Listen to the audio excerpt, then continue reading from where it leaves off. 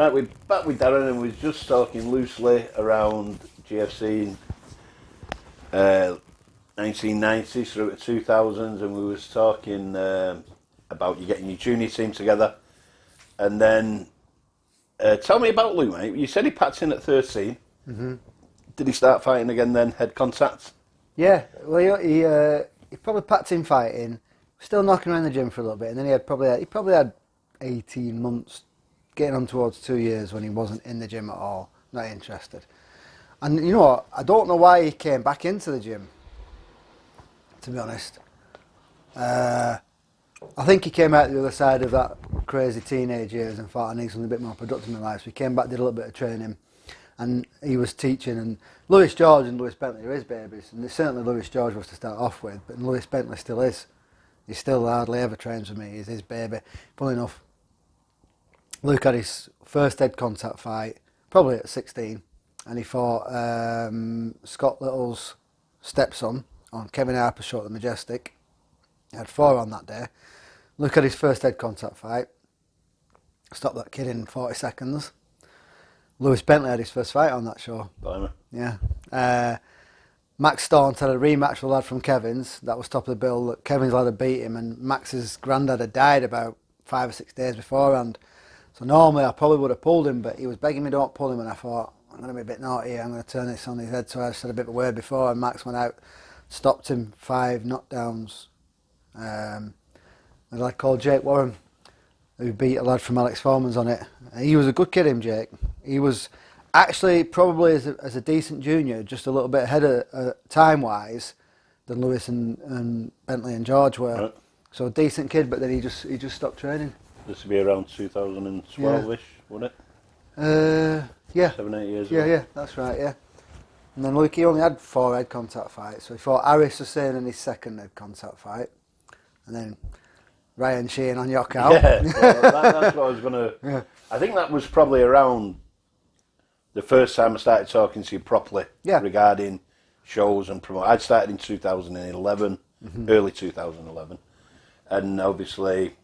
I was doing work up in Scotland then for our friend, the happy, jovial Brian Calder at Super Showdown. And then obviously he came down to Bolton, asked me to help with the undercard and various matches. So Luke was matched, if we tell the story, on one of the, I think it was either the first or the second one at Bolton, mate. I think it was the first, I might be wrong. And he was matched, and he must have been matched 6 times. Well, the first match was Sam Baruka, and the Sam Baruka fought Kyle on your show up in Bacup a few weeks beforehand. And he's put a good fight up, actually, Sam. I'd never seen Sam before. I know Kyle really well. One of my lads, Conlon, beat Kyle. I think he was the only kid who beat him as a junior for quite some time. Luke did quite a bit of sparring with Kyle, but Luke was just a little bit heavier than Kyle. That's what happens when you start talking about Brian Calder. Yeah, exactly. He likes to knock it on the door, the miserable Scottish so what are you saying? I won't use the word he normally uses for us. So I went up to Sam afterwards. I thought you did really well then, mate. Really good fight, that. And I walked off, and apparently the story goes, he turned around to his dad, and somebody, our mutual friend, was in the middle, and his son's going to kill me. And that was 2 days later. That was the end of that match. Yeah, and then I think he got rematched 3 times in one day, or twice in one day and 3 times in 4 days. One kid took it in the morning and pulled out at the night time. In fact, no, it was 2 rematched twice in one day, and both pulled out in that same day, and then rematched again a few days later, and then he ended up fighting Ryan Sheehan. So I'm the one at the end of the phone making those original matches. Yeah. And for me, it's we'll do it. It's Yockout, it's new, it's big. And then, in my opinion, the realisation kicks in, well, Luke was really good as a junior. It's Darren Phillips, it's UFC, and yeah, we did fancy it, but now we're not. Do you think there was a little bit of that, without trying to blow smoke up your ass? In my opinion, that's what was happening. In all probability, yeah. Because it happened 3 times in one day. So I've gone to Brian Calder, probably by phone then, probably not so much messenger going on. Right, I've got that sorted. 2 hours after Brian, that's not happening. I remember the poster had been done. The poster for the one lad had been done, And by the time it went out, as soon as it went out, it was back off again. Yeah. And then the next poster for the next lad was done. I knew it was. I'm not going to say it. Yeah. Well, back in them shows, what used to happen because how can I say politely, Yockow didn't make the posters for them sort of fights, shall we say? Yeah. So the poster was the fight poster with a blank bit at the That's bottom right. Yeah. that Pete had put in Laithwaite against Phillips. Right. We went from there, and that is probably Axe Days as well. AX Days could have been. I think it was. I'm sure it was. So they'd go out on there, and then I'm having to contact Dave Jackson or Brian in America, depending on the time, saying, "Pull us that thread, mate. That fight's off." What again? Yeah. 3 times in one day. So it comes down to it. We put a shout out via different avenues, and Martin Organ contacts me. He said, "Pete, Ryan will do it." And I've gone, "Oh yeah, never thought of that." Ryan had fought on the British Open at Birmingham and won comfy. And I did a special show at the Rico Arena in Coventry, where we had about 20 fights in one day at a massive big martial arts run by Gotwan's brother, Gocklin. And he had come over with 2 of the lads and fought on that, Ryan, and did really well. He only lost once. Yeah. Up until fighting Luke, he'd only lost, and believe it or not, he lost his first fight against Adam Haslam. But Adam wasn't with me then, so I can't claim that. Yeah. And I think he'd had 9 or 10 wins on the trot. We made that match, and he was pretty much unheard of then, Ryan, but I knew he was good, and I said Yeah, I knew he was good. I'd refed him in Ireland as well. Very, very good, this lad. And what I'm going to come on to there is, so what was it like for Darren with Luke on that day of Yocko? Well, the interesting thing... Because I know what you was like. Well, yeah. Do you know what the interesting thing was? And we talk about Luke and the things he says and everything else like that. So I'm thinking, right, this is Luke's 3rd head contact fight. And I know Ryan's good. I know Ryan's had 10, at least, at that point. So I'm discussing it with him and I'm saying, what do you think? He goes, well, is it a fight I can win? I said, it's a fight you can win or it's a fight you can lose. And he went to me, well, isn't that how it's supposed to be? Let's do it. Yeah. 16, 17. What am I worrying about? Do you know? So I thought, right, okay. And yeah, I was nervous as hell that day. I knew Ryan was a big, big test. A big test. Luke had a hard fight against Harris, who always brings it, but he won it on points comfortably. But afterwards, if you sat talking to him both, you'd be thinking, how's he won that? Because Luke was been whacked a fair bit, but he just was too clever. And he kind of put the fight on his head in that fight as well. He went out fast on purpose to calm him down a little bit, and then was able to slow him down and pick his shots off a little bit. And like I remember Ricky saying to him, why did you go out like that? He goes, I didn't want him to get his steam up, because I know if he got his steam up, he weren't going to slow down. I wanted him to feel some heat early doors and try and have to change his game plan a little bit so that I could then use my game plan. That's in his 2nd head contact fight at 16. You know, that didn't come from me. You know. It's built in, isn't it? It's built in. You can't teach it. No, you can't teach that, man. So yeah, it was a nerve-wracking day, and I thought, well, we just got to go out there and do what we do. And Luke pretty much commanded the fight. He did. It was a little bit towards the end, I think, round 4, round 5, and Ryan's got him in his corner, and he actually broke Luke's rib, but he didn't tell me until after the fight, Luke, but he knew straight away he'd cracked his rib. Took a little bit, 30, 40 seconds, I wasn't sure. Luke wasn't over happy about it at the end of but he did win it comfortably. And we were talking to Ryan afterwards, because it's funny, because Martin had said to me, he goes, he said, Darren trained Scott Quigg. He said, you better be watching for Luke's boxing here. I think Luke threw 1 punch in the whole fight. Yeah, Ryan said afterwards, I'm sat there thinking, when's he going to start punching? And he threw 1 punch, and that was it. I know I came to see you up in the dressing rooms before the start, and I've never seen you looking as nervous. No, I don't think I've ever been, apart from possibly Luke's first ever fight, I don't think I've ever been as nervous as I was for that fight, ever, before or since. And if you watch the footage back, the standards that Luke is setting himself at this time, you can tell he's disappointed. You see, he looks a bit disappointed. Yeah, he's disappointed. He was disappointed. He was disappointed with that, and he's also with his 4th fight. He had to go a lot heavier to get matched, and we fought the lad from Eagles Gym, Lee Powers Gym, and he weren't happy with that. But there was not much between them at the weigh-in, but when they got in the ring, there was a lot between them, and you could just tell it's the same thing. Like people say, why? Look in his 4th, he had 4 head contact fights to fight Ryan Sheehan. And we know what Ryan's got on to do before, who was miles more experienced than him now.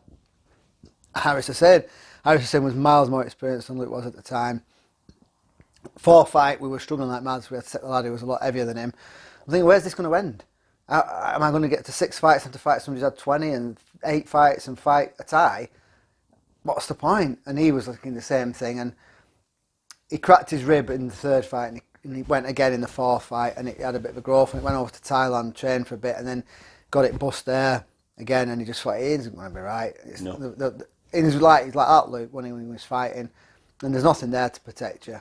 And he just, there's no point, I just want to teach. And that was the end of that, was it? And that was the end of that. I know, because I remember asking for at least the next 2 Yakos after it. Yeah. And it was maybe, and then no. It's all right, great. No. You know.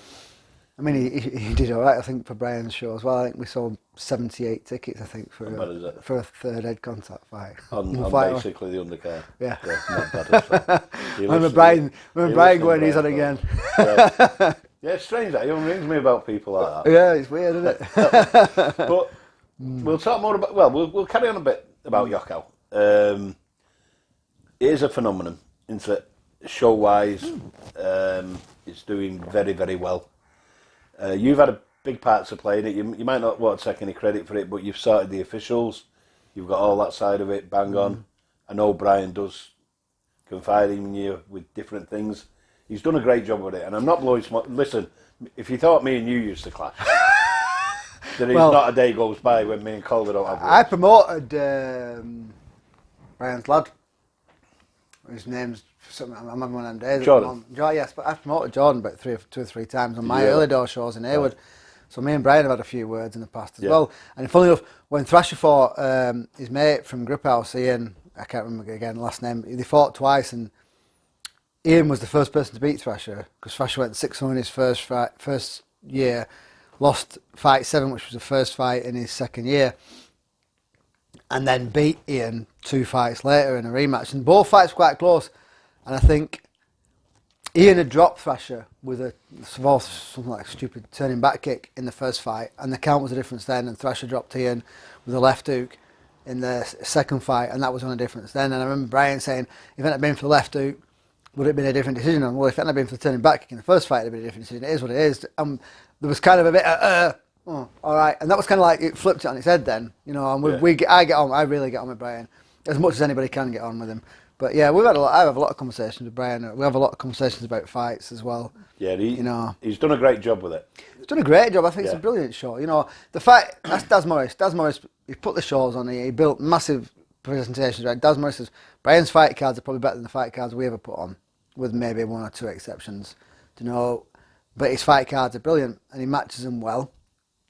And even the undercards on some of the shows have been phenomenal. Forget the headliners, you know, and like, even when you look at it and you think, oh, where's all the superstars on this show? Like a couple of Yokkos back were going, where's all the big names? Is this going to be as good? And I thought that was one of the better shows. I think the last show proved that, didn't it? Yeah, it was a fantastic show. Yeah. And the one before that, I think, was the one we were talking about as well. Like, there wasn't the big names on that you normally expect there. I'm thinking, and it was busier than normal. And I thought the fights were better as well. We go back to Jordan. Yeah. How good was Jordan? Jordan, mint. Amazing talent. You know, as a junior, he was good, but as soon as he got to that head contact, and he was an angry young man, he could let that aggression go full whack. It was superb talent. Made hard work of some fights. I remember he fighting one of the brothers up from K-Star, and that was not a great fight at all. He made hard work of it, but he knew that straight away. But other fights, he's been phenomenal. He could have gone on to be one of the very, very best coming. Yeah, you can't. You know, you can say that. Can't say. I know. You can say that about a lot of people. Potentially, he had all the potential. He had all the skills and all the ability and everything else. Like, it is what it is. Well, you mentioned one before, Sammy, didn't you? Yeah. Sammy Veruca. Phenomenal. Great talent. And you look at that little era there with Kylan Lathwaite, some of the other names you've mentioned, and they've gone. Yeah. You know. It's an unfortunate aspect of the sport. We lose more than we keep. Some will lose to boxing, which is fair play. It's funny because we talk about boxing again, and we'll go back to Luke. You've got Conor Butler, who's boxing. Luke never actually fought Conor, but he did do quite a bit of sparring with him. Okay, and again, Luke was just a little bit too experienced, stroke maybe too big to fight Conor. But then there's a lad called Nicky Ball, who's doing quite well on the circuit. Yeah. And Luke. So he was sassy proper. That's right, yeah. Luke gave him an absolute schooling, Thai boxing wise. And at the time, he'd had 40 odd fights, Nicky, because I remember it was on showing Altrincham, and he was giving it large in the change room, saying, 40 odd fights, 37 wins. How many have you had? I think Luke had 6 or something like that. Because Luke only had 13 junior fights. He'd had 6 or 7. And he's like, well, we're fighting you for. And we wanted to fight 5 rounds, and he said, I want to do it in 3 if it's not for a title. We have 40 fights, why do you want to fight 3 rounds? So we agreed in principle on 4 when we got to the ring, but I don't think they bothered telling him that. After 3 rounds he thought the fight was done, but they said, oh, he's not going to fight again. And somebody's got to lose then, hasn't he? Because we're doing 5. We've agreed 4, but we're not doing less than 4. And I said, if being honest, I think after 3 we'd won anyway, but I knew we were going to win with 1 more round. And then he come out furious for the 4th round, and just Luke picked him off in that round. And they just called it at the end of the 4th round. But it is boxing, yeah. It's doing very well. It is the standout brand. You also officiate on it, Darren. Referee and judge with the IBM team. So you're heavily involved. What's like your best fights? Not involving your own fighters. What's the best fights you've seen? Probably on Yako. Or what have you enjoyed more than most? I tell you what, I mean, there's been some good fights on Yoko. Obviously, there's been some great fights. Pick one that stands in my head, I don't know, but there's been some amazing performances. I'm going to come on to something actually, because I'm going to ask you to give me a chance to tell your influences, little things that I remember as I've gone through the years, just little bits. And what I remember, like, there was one thing in that fight that someone did against, it was Panikos did it against Manachai, I think, and that's one thing that stuck in my head a little bit. I remember Keith's kick against Kapowitz, that was mental. Remember that noise? Noise was sickening. I remember John Pop turning around going, saying, he can't carry on, thinking, well, if John Pop says you can't carry on, come on, Tony. Amazing moment, that. Kapowitz's performance against Jar was very, very good as well. I think he was the the closest he come to pushing Jar. He hurt Jar early doors. Yeah. You know, oh God, you know, I could go on forever. Brazuco and Brad Stanton. That was a great fight. I mean, that was one where I was that close. That close to stopping it, and I remember, like, at one point I managed to get, because I remember Tony always used to say to me, like, sometimes you're not sure, just look at the corner and see what they're doing, and whether they're going, or yeah. And I just remember looking at John Pop, and I looked at him, and I knew straight away he's not going to argue if I stop this fight, and I just managed to give him a gap there, and I thought, no, let's give it 10 more seconds, and Bradson just turned it like that, so I'll give him a chance. Obviously he lost it, but that was a great fight. That was probably one of the better fights on the shows, to be honest. So, you know, when you're refereeing, you don't always... No, you won't even know, will you, till you watch it. Half the times tell you who I've actually refed. You're that intent on doing the job properly. Judging, you judge as a judge, you're not watching it as a fight fan. No, that's it. Well, again, go back to that. Like, when I first started judging, I found myself looking at it like a cornerman would do. So I'm watching the fight thinking, he should be doing this, should be doing that, and then kicking myself, no, it doesn't matter what he should and shouldn't be doing, it's what they are doing now. And then when I came to refereeing, I remember refereeing a fight, one of the first fights I refereed at East End Park. And do you know what? I think it was Leif Taggart and Cayman Pickering. It was. Yeah. I photographed the fight. And I remember refereeing it, and I'm about halfway through the second round, and he made him judging it. And something happened, and I just managed to get in the way of what had happened. I thought, wake up, Darren, you're not judging this, you're refereeing it, different mindset. Yeah. You know, and I had to drill it in, and I was all right after that. But you concentrate on what you're doing. You know, you have to switch on that mindset, be it cornerman, judge, or referee. So yeah, I rarely get to see a fight as a fight fan. No, and you've been very lucky with Yoko. Say lucky, you've earned the right. You've had quite a few fighters on though. Yeah, I think it's either 6 or 7 different ones. 6 or 7. And which ones have you took more delight? I know you're going to be proud of them all. Have you any phenomenal, outstanding performances that come to mind? The first thing that comes to mind is Mike Eslick's first fight for us. So Gordon shuts his gym down, says, I'm sending Mike to you. He's fighting Jack Maguire A-class, his first A-class fight in 5 weeks. I'm like, right, how am I supposed to do that? Do you know, because you don't do anything that I want you to do. Yeah. Do you know? Yeah. So I remember just saying, right, get the boxing combinations, throw them out of there, and let's teach you how to front kick. And I remember just teeping Jack Maguire all over the place. I thought Mike's performance against Matty Maguire was superb. And obviously the fight where he got dropped against Carlos, the Spanish kid, who's gone on to do big, big things since then. That wasn't a one-off as well. He got dropped early, second round. We had to switch him round, said, right, go southpaw. But I got dropped going southpaw. No, you didn't. You got dropped trying to throw a left kick from orthodox. Just do what we tell you to do. He put all his trust in us, even though he wasn't having it, and went on to produce a great performance. Yeah. Adam fighting with me not there against Gary Laws. That was a great fight. both Adam and Mike's performances against Luke Hill. Adam not knocking out the kid he fought a short 2 fights before. Once he realised he'd win the fight again is a good thing. And it was just nice to see Kieran on there. Yeah. Who else have I had? Luke on there, and I've had Kyle Schofield on. We won't talk about that one. I'm sure there's someone else in there somewhere. I can't remember. And pretty much you're a standing fixture there now. We're obviously week before Christmas. Mm-hmm. There's not been a fight announced. I got a phone call last night. The VIP's sold out on Yoko. It's unique. It's mental. It is absolutely correct. It's sold out. I get my allocation, which I'm lucky enough to supply to friends and family who are involved in what we do, which is very nice of Brian. So I asked for X amount of VIP tickets, told I can't have them. Why? They're not even printed. It's sold out, Pete. It's gone. Mm-hmm. Now, this is a week before Christmas, right? So no fights have been announced. We know that. But it's fair to say that GFC have got a representation. Well, I know we've got 3 on in the evening. Which is phenomenal, isn't it? Yeah. Which is really, really good news. Yeah, it's great stuff. And the one thing about Calder, there's no gimmies. There shouldn't be. No. Why should there be a gimme? Tough matches. Why should there be a gimme? Well, You know, to be honest, of those 3, we've been offered a fight. I'm not going to say which one it is, and I'm thinking, phew, really? Do you really want that? And I'm still thinking it, and I'll be surprised if it happens. And it's a little bit like the fight we were discussing yesterday, which we won't go into. Yeah. You've got me here sat there going, I could do something a bit harder, really, Pete. Yeah, yeah. That's not going to look great, that. which isn't. Who does that? Well, nobody. Apart from, there's very few that I know of that I'll pick the phone up to, and we're talking juniors now and young adults, and they'll go, no, I don't want that, I want something a bit tougher. There's only really Darren Phillips that does that, which is commendable. Right? And that is why you've got 3 spots on the main card at Yoko. Like we know, we have an unwritten rule that we're not allowed to speak about Pete Spencer's shows, and it's not mine. But we've got Yoko Kids, which again is something amazing for the sport. I think That's fantastic.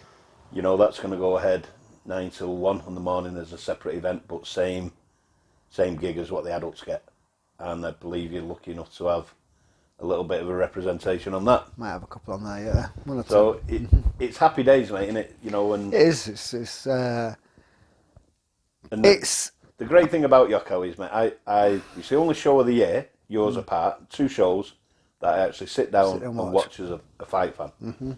And I love from Thursday night through to Sunday morning. I enjoy every. Yeah, it is. It's just a weekend event, isn't it? It's great. It's a few fights that get in the way of a great weekend. That's it. It's like people always say to me, first at the weigh-ins and always last to leave. But I like to get there really. Have a chat with people I've not seen for probably since the last Yoko show. And for some strange reason, it's always like my lads' opponents are the last ones to turn up and are overweight. So I'm still there at the end of the. We're there at 6 hours at the weigh-in, but.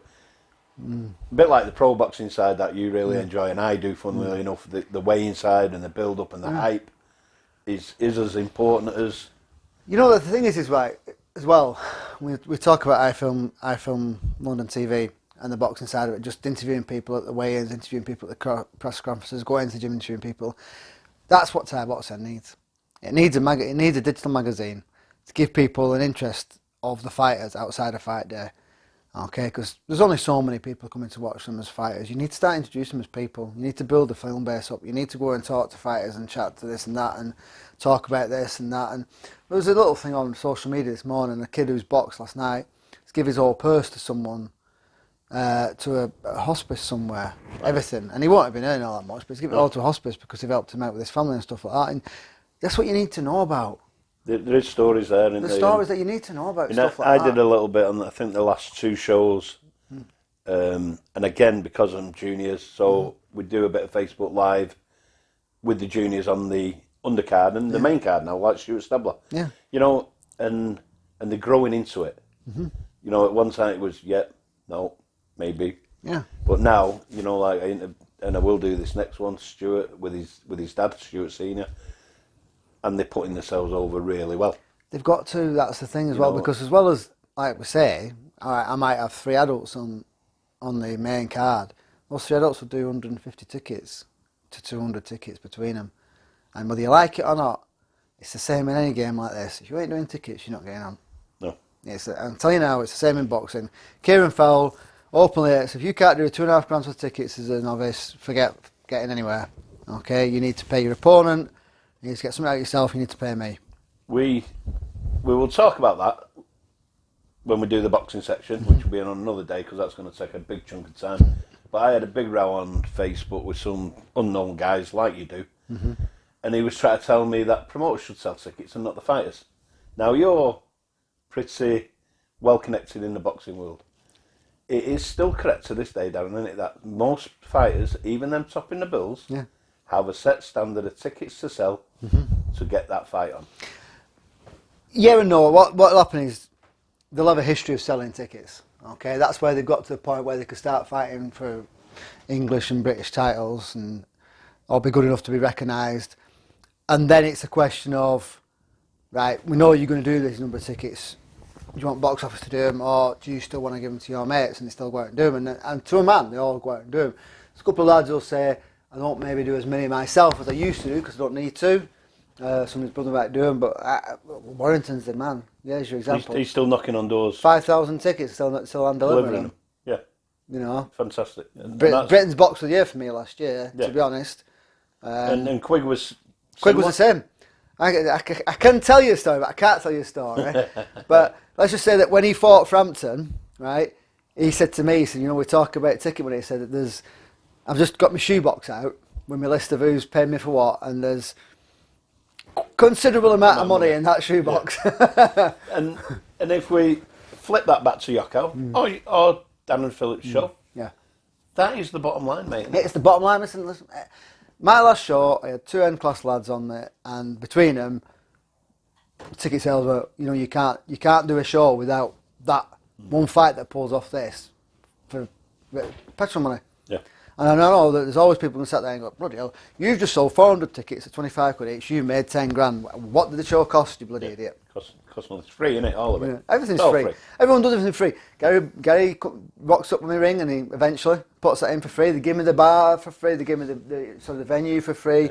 All the officials for free. Jet2 and Flybe, they flew over the Cypriots for themselves. You know, yeah, guys, yeah, no problem. Ashton Travelodge, they put them up.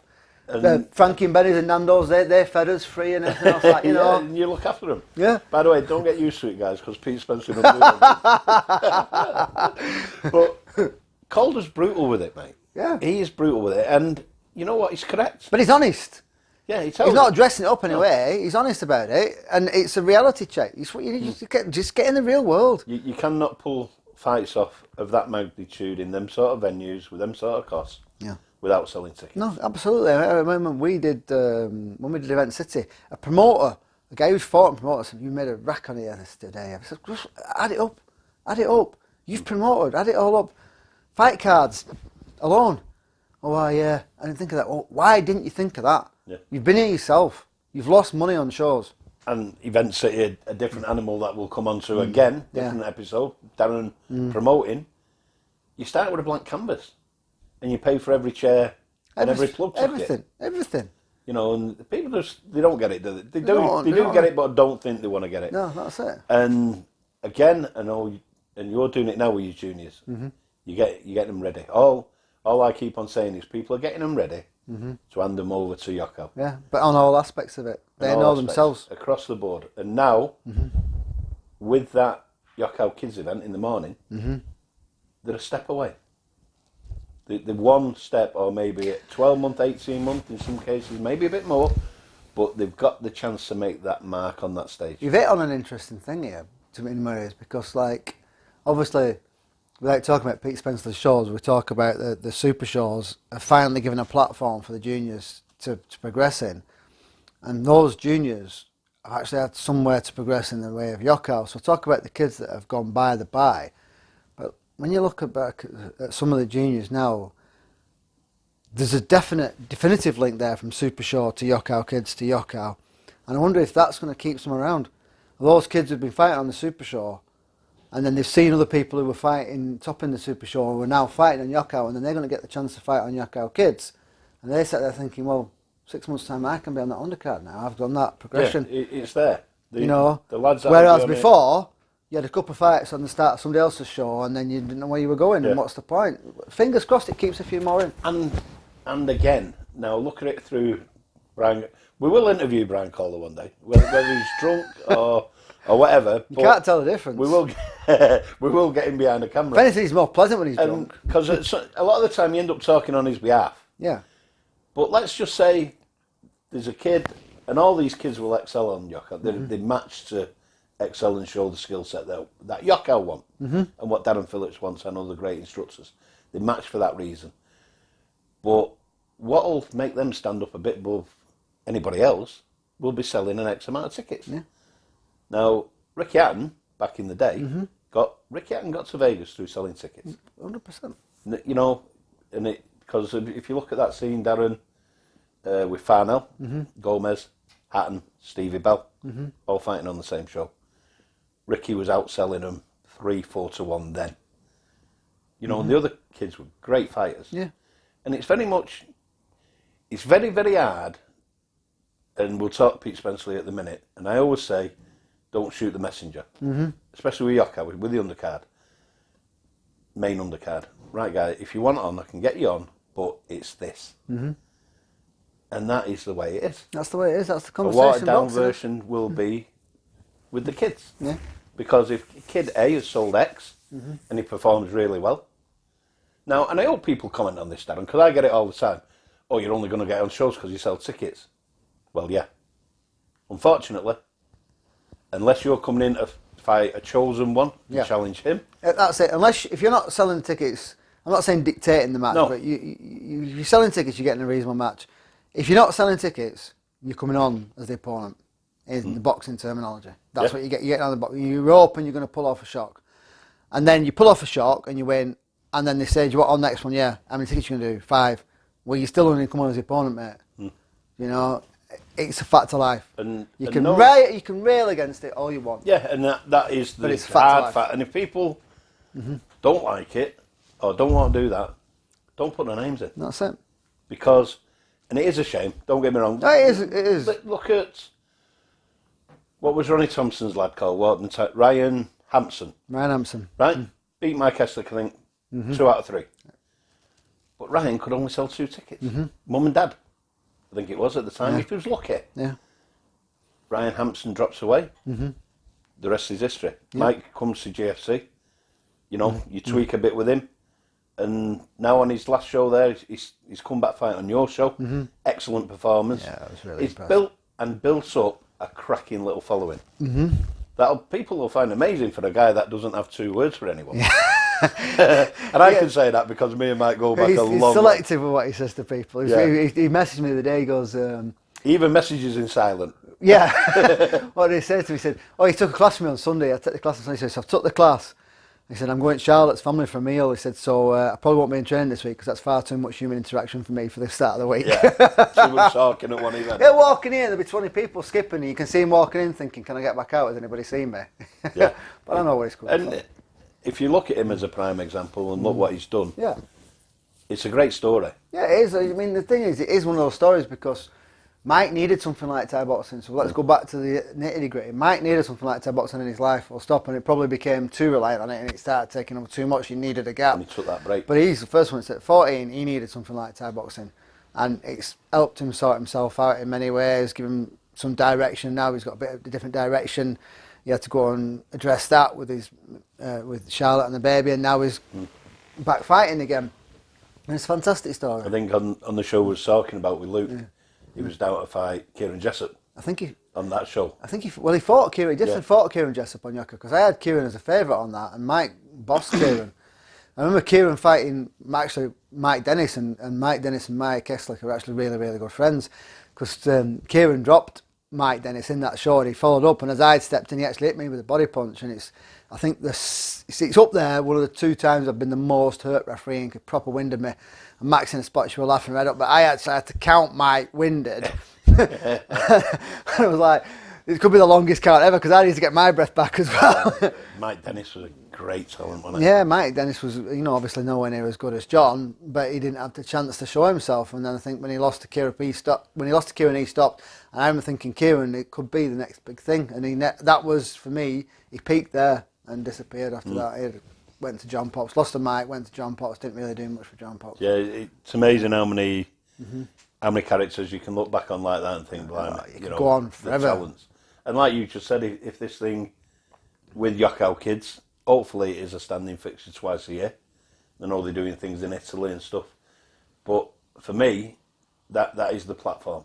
Yeah. That is the platform now and the natural progression. That if you're at that age, it doesn't even matter what age, there's 10-year-olds fighting on it. They've got to be looking at that and thinking, 6 years' time, I'm there on that undercard. Yeah, that's what they should be doing. And they might have 12 Yokows behind them by then. Yeah. Well, I spoke to someone last night, a parent last night, and I was saying, we were discussing matches, and I'm saying, what do you think? I said, because I only really want the right match, and I don't want to be sort of like taking a match just for sake of it. And on it, I said, but equally, I know that they want to. They're bothered. He went, yeah, this is the Wembley Stadium. They want on this show, so if we have to take not the best match, then we'll be on it. So that's what they're saying. And this is a situation where I know that's what the child's saying, it's not what the parent's saying. You know, I know who speaks what in my gym. And I thought, well, fair play then.